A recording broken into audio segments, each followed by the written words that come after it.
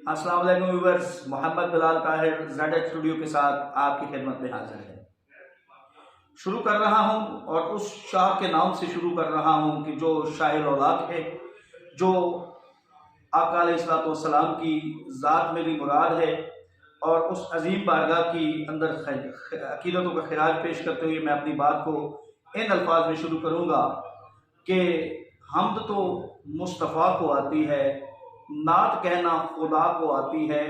हम जो कहते हैं ये उनकी मेहरबानी है, वरना किस्म खता को आती है। मजीद अगर सैयद रियाजुद्दीन शाह साहब का लहजा उधार लूँ तो यही कहूँगा कि मुझ में उनकी सना का सलीका कहाँ, वो शहीद हो जहाँ वो कहाँ और मैं कहाँ। बहुत शुक्रिया आप अहबाब का कि आप हमारी वीडियोस को जो है वो पसंद कर रहे हैं, और आप अपने खूबसूरत व्यूज़ से भी और खूबसूरत कमेंट्स के साथ भी हमें मुस्तफ़ीद कर रहे हैं। आज एक दफ़ा फिर उसी मौजू को कंटिन्यू करते हुए हमने अपने मोअज़्ज़ज़ मेहमान जनाब हज़रत अल्लामा फरहान लतीफ़ साहब को दावत दी है, अपने स्टूडियो में हमारे साथ तशरीफ़ फरमा है। हम उनसे बात करने से पहले आपसे दरख्वास्त करेंगे कि अगर अभी तक आपने चैनल सब्सक्राइब नहीं किया तो प्लीज़ चैनल को सब्सक्राइब करें और साथ दिए गए घंटी के निशान को ज़रूर प्रेस करें, और अपने लाइक्स और कमेंट्स से हमें ज़रूर जो है वो आगाह किया कीजिए। तो चलते हैं अपने मेहमान की तरफ, जनाब अल्लामा फरहान लतीफ़ साहब। अस्सलाम वालेकुम। जी वालेकुम अस्सलाम रहमतुल्लाहि व बरकातुहू। अच्छा फरहान साहब, हम पिछली नशिस्त के अंदर हम बात कर रहे थे नात रसूल मकबूल सल्लल्लाहु अलैहि वसल्लम के आदाब के हवाले से। जी, तो हम चाहेंगे कि हम अपने गुफ्तगू के तसलसल को वहीं से जोड़ें जहां हमने वो तसलसल छोड़ा था, कि नात के आदाब के हवाले से आप अपनी खूबसूरत गुफ्तगू अपने इल्म की रोशनी में और उलमाए कराम की और असलाफ की जो तालीमात हैं उसके मुताबिक आप हमें आगाह करें। जी बिलाल भाई, सबसे पहले देखें कि अगर हमने सलाखानी करनी है तो उसके लिए ज़रूरी है कि हम ऐसे एक शायर का इंतखाब करें जो शरीयत के उसूलों पे मुकम्मल अमल पैरा हो। जी तो बेशक। उसमें पिछली वीडियोस में भी आपने ज़िक्र किया था, चंद एक हमारे सना खान हजरात जो नात गो शायर थे, उन्होंने बहुत ही खूबसूरत अंदाज के अंदर हुजूर नबी करीम सल्लल्लाहु अलैहि वसल्लम की बारगाह खैरुल अनाम के अंदर हुजूर की तौसीफ फरमाई थी।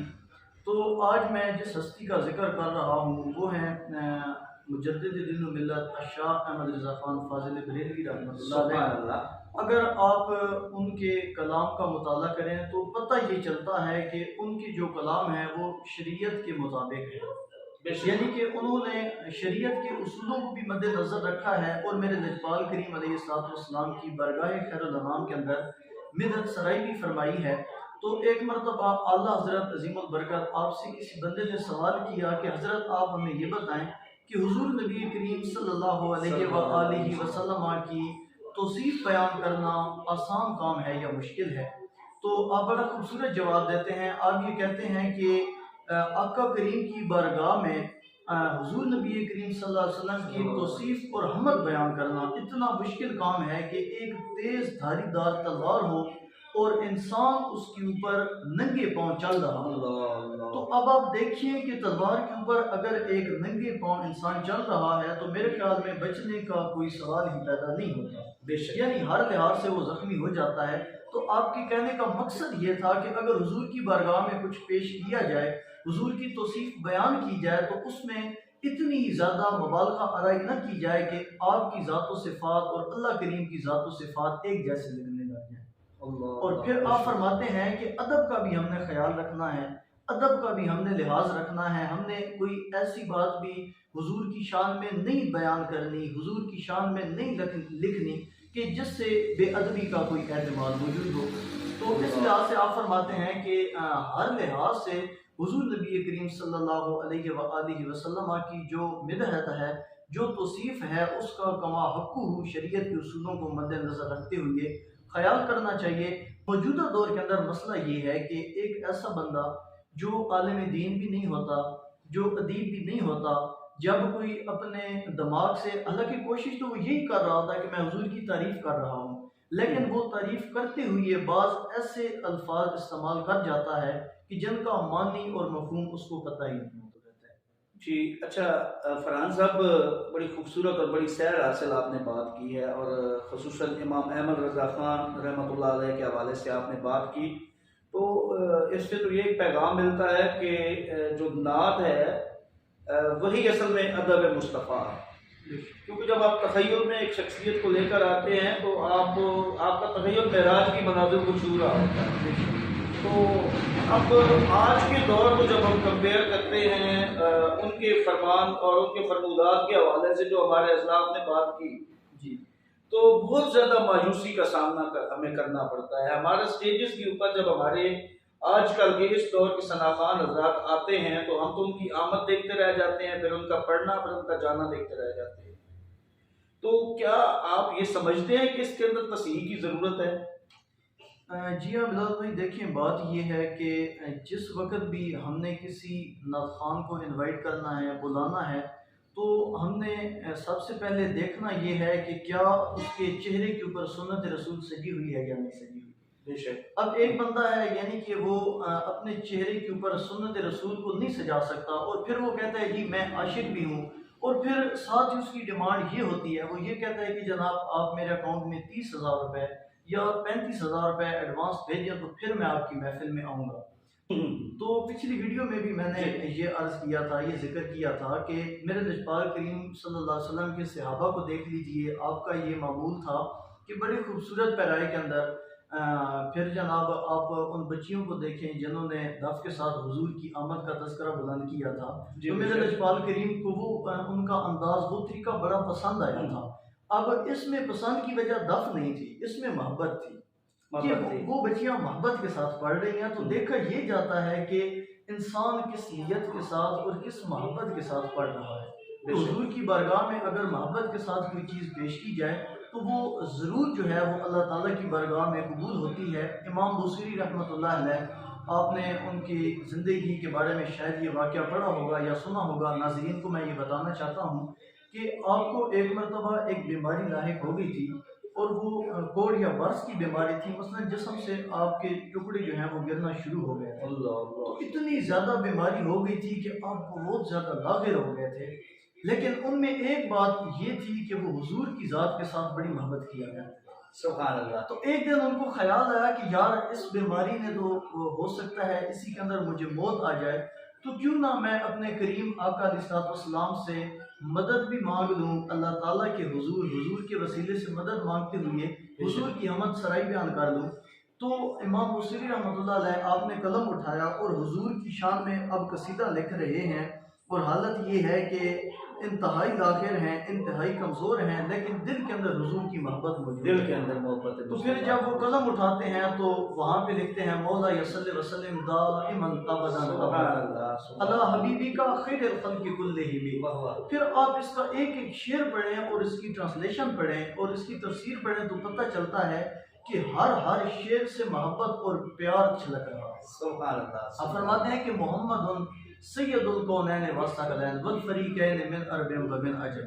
फिर आप बहुत सारे अशार लिखते हैं, एक पूरा ये कसीदा है, एक पूरा सहीफ़ा उन्होंने लिखा। फिर आखिर में अल्लाह के हुजूर ये दुआ करते हैं, या रब्बि बिल मुस्तफ़ा बलिग मक़ासिदना वग़फ़िर लना मा मदा या वासिल करमी। मैं बड़ा गुनाहगार हूँ, या रब मुझे माफ़ फरमा दे।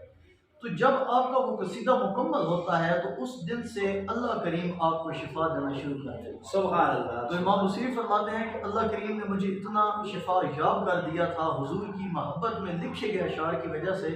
अब फरमाते हैं कि मुझे यूँ महसूस होता था कि गोया कि मैं कभी बीमार ही ना हूँ। सुभान अल्लाह। तो सुभान अल्लाह। अगर आप खुलूसी नीयत के साथ, मोहब्बत के साथ हुजूर की बारगाह में कुछ लिखते हैं या हुजूर की बारगाह में कुछ पेश करने की कोशिश करते हैं, तो कोशिश ये करें कि कम अज़ कम आप शरीयत के उसूलों को पढ़ लें कि यार जब हमने हुजूर की सनाखानी करनी है, इसमें सुर नहीं देखी जाती कि फ़लाँ की इतनी सुर है, फ़लाँ का इतना गला है, इसमें तो मोहब्बत देखी जाती है। सुभान अल्लाह। अगर कोई नसर के अंदाज में पढ़ता है तो हो सकता है वो सुर में वाले पढ़ने के अंदाज से ज़्यादा मकबूल हो जाए। मकबूल हो जाए। तो इसमें जो है अच्छा, वो यहाँ मोहब्बत से देखी जाती है। यहाँ से सर मुझे एक वाक़या याद आया। मैं अपने व्यूअर्स को भी ये सुनाता चलूँ कि चकवाल कतराल के अंदर एक महफिल हुई थी जिसके अंदर दुनिया नात का एक बहुत बड़ा नाम जो है वो सैयद फसीहुद्दीन सोहरावर्दी आप तशरीफ़ लाए थे।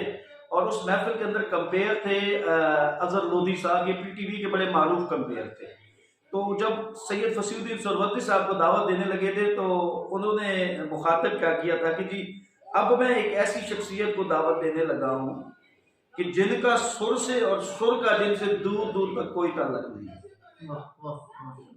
ठीक है, वो फसीहुद्दीन सोहरावर्दी साहब जिस इश्क और जिस दर्द से नात पढ़ते हैं, और आप में से अक्सर लोगों ने ये सुना होगा, तो वहाँ से एक हकीकी प्यार है और एक हकीकी अदब जो है वो झलकता है।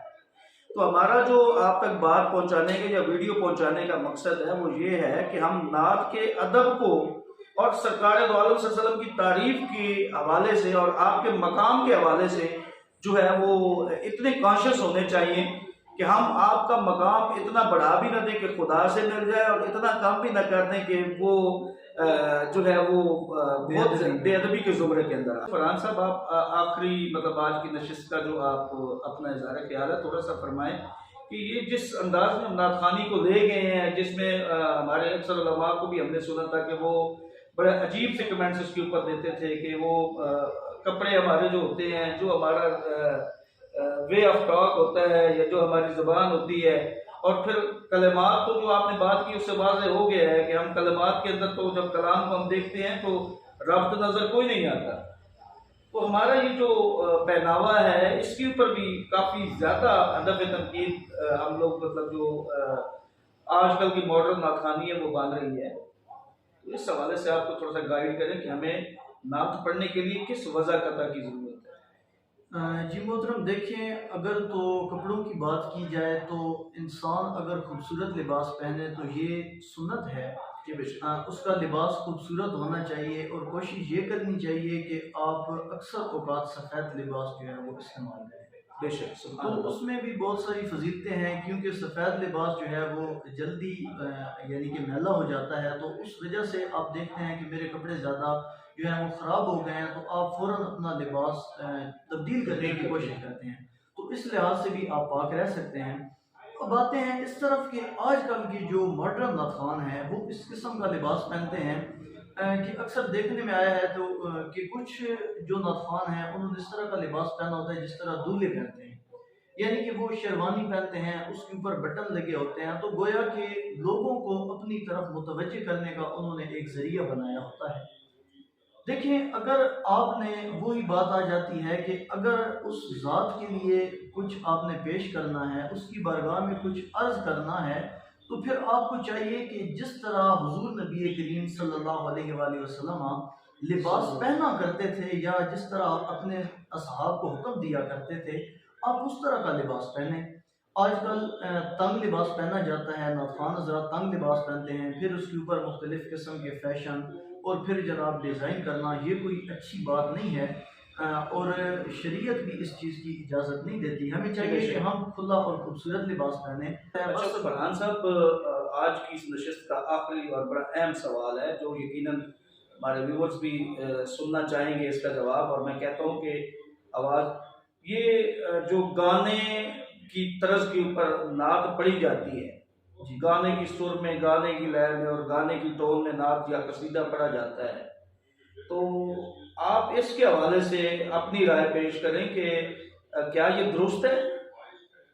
जी बिलाल भाई, देखें कि अपनी तो मैं राय को जो है वो इतनी ज़्यादा अहमियत नहीं देता, उसको मैं बाद में रखता हूँ। अगर उलमाए किराम को देखा जाए और नातखानी के जो दुनिया है उसमें देखा जाए, तो अगर आप मलफूज़ात अहमद रज़ा का मुताला करें तो उसमें आपने ये बात वाज़ेह तौर पे लिख दी है। आप फरमाते हैं कि अगर हुजूर की बारगाह में कुछ बयान किया जाए या कुछ लिखा जाए, अगर नातखान हज़रात नात पढ़ते हैं तो उसको खुश दिलानी के साथ पढ़ा जाए, ना कि ऐसी अंदाज के साथ, ऐसे चीज़ के साथ या इस किस्म की आवाज़ के साथ जो है म्यूज़िक की तर्ज पे हो, गाने की तर्ज पे हो, उसके ऊपर पढ़ा जाए। आप फरमाते हैं कि इसमें बहुत सारी चीज़ों का हमें ख्याल रखना चाहिए कि बस हम हुजूर की बारगाह में जो पेश कर रहे हैं, ख्वाह वो नस्ल की सूरत में हो, ख्वाह वो तर्ज की सूरत में हो, बस दिल के अंदर मोहब्बत और अदब को मलूज़ खातिर रखना चाहिए।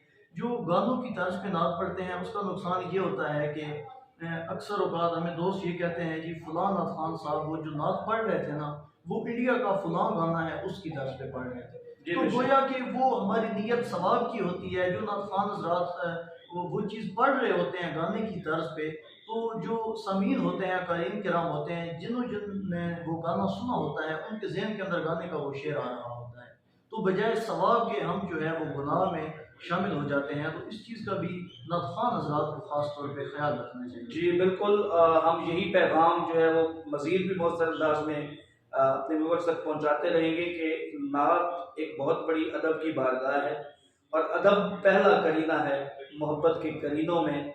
इंशाअल्लाह हम मज़ीद भी इस हवाले से बारहा आपको आगाह करते रहेंगे और उलमाए कराम के इल्म की रोशनी से मनसब नात के जो आदाब हैं उनको मज़ीद वाज़ेह करते रहेंगे। अभी तक इतना ही, क्योंकि हम अपनी वीडियो का जो हुज्जम है वो मज़ीद लेंथी नहीं करना चाहते। मैं बहुत तहे दिल से शुक्रिया अदा करता हूँ अल्लामा फरहान साहब का कि जो एक दफ़ा फिर हमारे चैनल की जीनत बने और उन्होंने अपनी खूबसूरत आरा के साथ हमें मुस्तफ़ीद किया। और व्यूअर्स जुड़े रहिएगा ज़ेड स्टूडियो के साथ, मज़ीद इंशाल्लाह अच्छी और इन्फॉर्मेटिव वीडियोज़ हम गाहे बगाहे लेकर आपके पास हाजिर होते रहेंगे। और हाँ, कमेंट्स के अंदर आप ज़रूर बताएं कि आपको वीडियो कैसी लगी, और अगर आप हमें कोई मशवरा देना चाहें तो ज़रूर आप कमेंट सेक्शन में हमें बताएं, ताकि हम आपकी आरा को भी अपने जो इस्लाह है वो समझ कर शामिल करें। इंशाल्लाह मिलेंगे एक नई गुफ्तगू के साथ, एक नए अंदाज से और एक नई शख्सियत के साथ। तब तक दीजिए मोहम्मद बिलाल ताहिर और फरहान लतीफ़ साहब को इजाज़त।